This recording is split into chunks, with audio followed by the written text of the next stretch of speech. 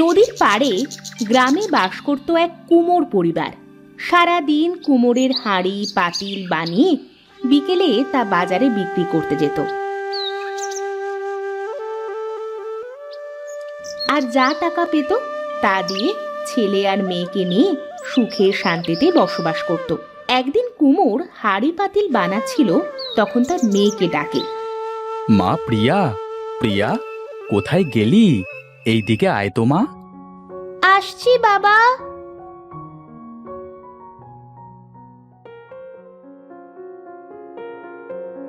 হ্যাঁ বাবা, বলো, কিছু লাগবে? না রে মা, বলছি হিমেল কোথায় গেছে রে? দাদা তো জঙ্গলে কাঠ আনতে গেছে বাবা। ও আচ্ছা, তাহলে তুই আমাকে এক গ্লাস জল দে মা। ঠিক আছে বাবা, তুমি বসো, আমি এক্ষুনি নিয়ে আসছি।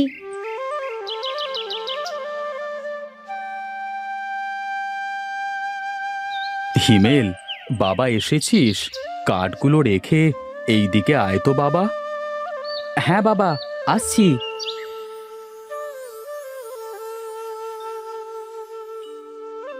হ্যাঁ বাবা, বলো কি হয়েছে? বলছি কি বাবা, আজ অনেক আসবাবপত্র বানিয়েছি, আমার সাথে বাজারে যাবি কেমন? ঠিক আছে বাবা, ভাত খেয়ে তারপরে যাব। প্রিয়া, রান্না কি শেষ হলো? হ্যাঁ রে দাদা, আমার রান্না শেষ হয়েছে। বাবা, এই নাও জল। জলটুকু খেয়ে দাদাকে সাথে করে এসে ভাত খেয়ে নাও বাবা। ঠিক আছে মা, দে, অনেকক্ষণ ধরে তৃষ্ণা লেগে আছে।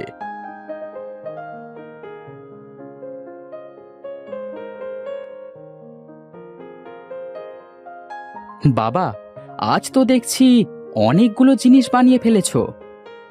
না বানিয়ে কি করব বল? তোর বোন দিন দিন কত বড় হয়ে যাচ্ছে, সেদিকে কি খেয়াল আছে? ওর বিয়ে দিতে হবে না? আর তার জন্য তো টাকাও লাগবে। ঠিকই বলেছো বাবা, আমিও ভাবছি কাল থেকে তোমার সাথে আরো বেশি বেশি সময় দিয়ে কাজ করব। তাহলে তো ভালোই হয় বাবা। যা, দুটো ঝাঁকা নিয়ে আয়, সব জিনিস উঠিয়ে রেখে ভাত খাবো।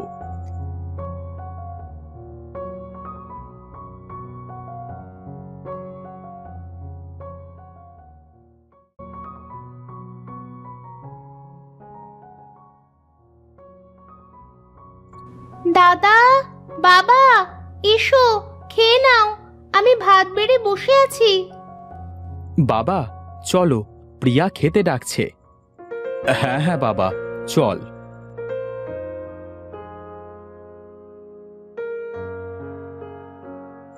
বাবা, আজ বাজার থেকে আসার সময় আমার জন্য চুল বাঁধার ফিতে নিয়ে এসো।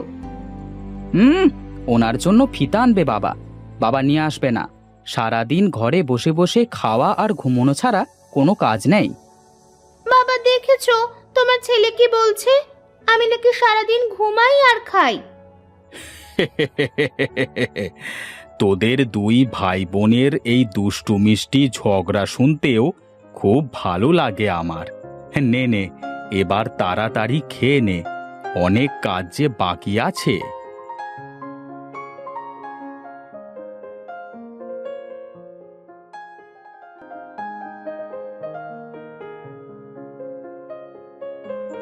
বাবা আর দাদা তো বাজারে গেল। যাই, এবার আমি বরং সাথীর সাথে গিয়ে নদী থেকে জল নিয়ে আসি।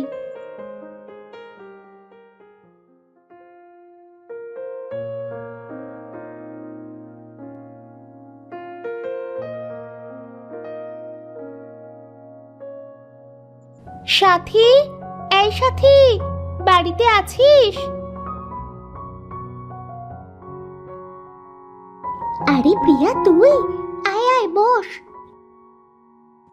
সাথী, জল আনতে যাবি না? ও, তুই জল আনতে যাবি? আচ্ছা দাঁড়া, আমি ঘড়াটা নিয়ে আসছি।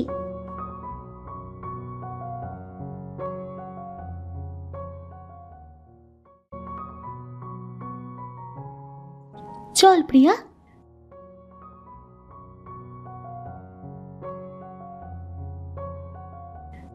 সাথী, চল তেঁতুল পেড়ে নিয়ে যাই। তেঁতুল খাইতে ইচ্ছা করছে তোর আবার? বলে তেঁতুল তো ওই জঙ্গলের ভিতরে রয়েছে রে। তাতে কি হয়েছে, চল না, খুব ইচ্ছে করছে, যাই না। ঠিক আছে, এত করে বলছিস যখন তাহলে চল। প্রিয়া, আমার না খুব ভয় করছে এই জঙ্গলের মধ্যে এসে। ধুর, কি যে বলিস না, আমি তো আছি, চল চল। প্রিয়া দেখ দেখ, ওই যে তেঁতুল গাছ। অনেক তেঁতুল, চল চল তেঁতুল পারি। শোন প্রিয়া, দেখ গাছের নিচে একজন সাধু বসে ধ্যান করছে। যদি ওই সাধুর ধ্যানে কোনো প্রকার বাধা সৃষ্টি হয় তাহলে তো অভিশাপ দেবে। তুই চিন্তা করিস না, আমি খুব সাবধানে উঠব আর খুব সাবধানে তেঁতুল তোকে দিব।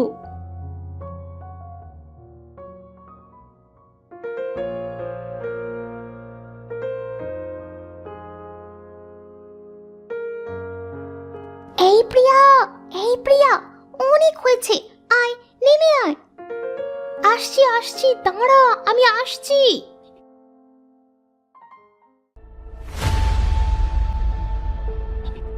এই কে কে আমার ধ্যান ভঙ্গ করলি? কার এত বড় দুঃসাহস যে আমার ধ্যানে বাধা দেয়? সাধু বাবা, আমাকে ক্ষমা করে দেন, আমি ইচ্ছে করে আপনার ধ্যান ভাঙি নাই। ক্ষমা? কিসের ক্ষমা? আমার কাছে তোর কোনো ক্ষমা নেই। এই অপরাধের শাস্তি তোকে পেতেই হবে। আমি তোকে অভিশাপ দিলাম, তুই আজ থেকে গাধী হয়ে বেঁচে থাকবি।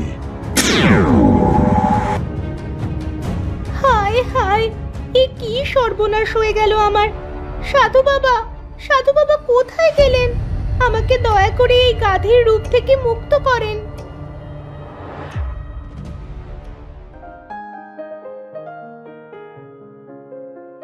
প্রিয়ামা, প্রিয়ামা, কোথায় গেলি মা? এই দিকে আয়, দেখ তোর জন্য আমি। বাবা, ও মনে হয় ঘুমিয়ে আছে, দাঁড়াও আমি ওকে ডেকে আনছি।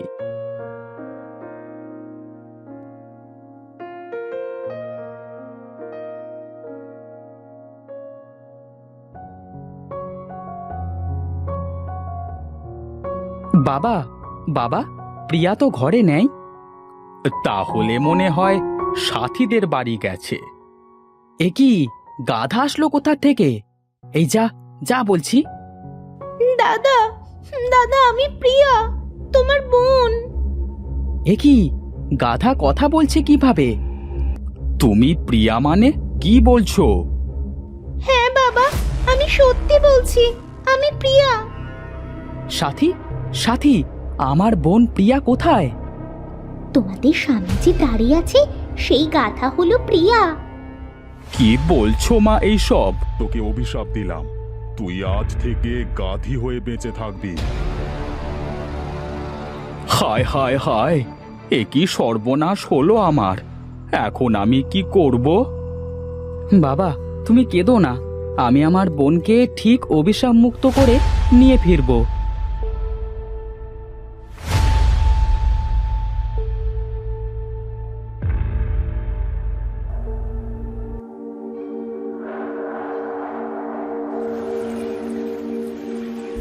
না, কোথাও তো ওই সাধুকে খুঁজে পেলাম না। এখন কি করব? কি করে তোকে অভিশাপ মুক্ত করব? দাদা দাদা, দেখ দেখ, ওই ছোট ছেলেটা নদীতে পড়ে গেছে। এ কি বাবু, তোমার বাড়ি কোথায়? এই নদীর পাড়ে কি করছো? আমার বাড়ি ওই দিকে। ঠিক আছে, চলো আমরা তোমাকে বাড়িতে পৌঁছে দিয়ে আসি।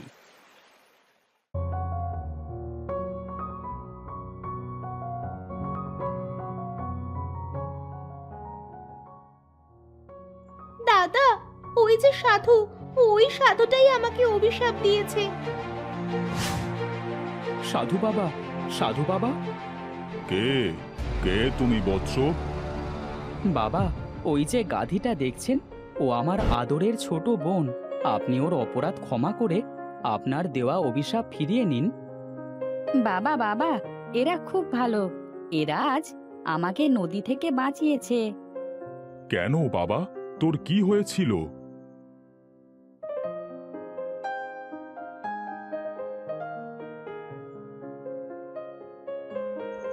তোমাদেরকে কি বলে যে ধন্যবাদ দেব আমি বুঝতে পারছি না।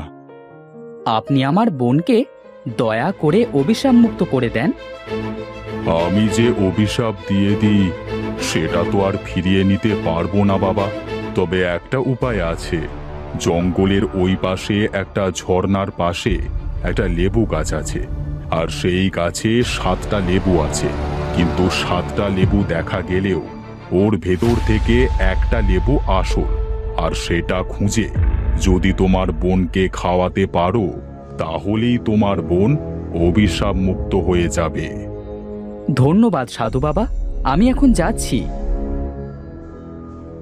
আর একটা কথা বাবা, তুমি যদি সঠিক লেবুটা বাছাই না করতে পারো, ভুল লেবুটা ছিঁড়ে ফেলো, তাহলে তুমি পাথর হয়ে যাবে।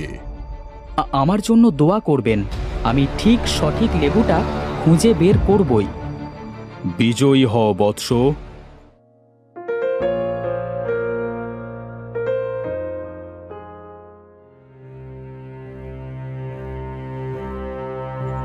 দাদা, দাদা তুই এই কাজ করিস না।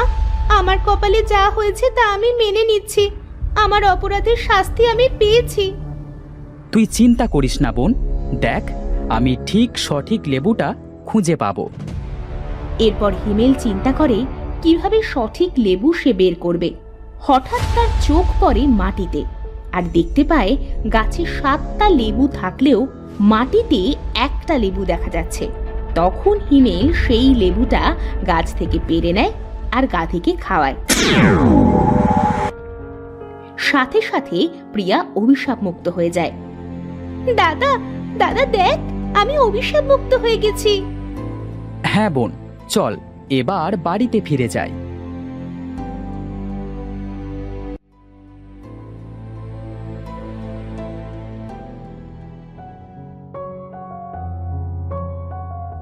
তোরা ফিরে এসেছিস মা?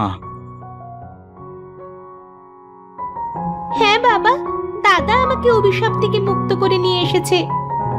এরপর থেকে কুমোর আবার তার ছেলে মেয়েকে নিয়ে সুখে শান্তিতে বসবাস করতে শুরু করে।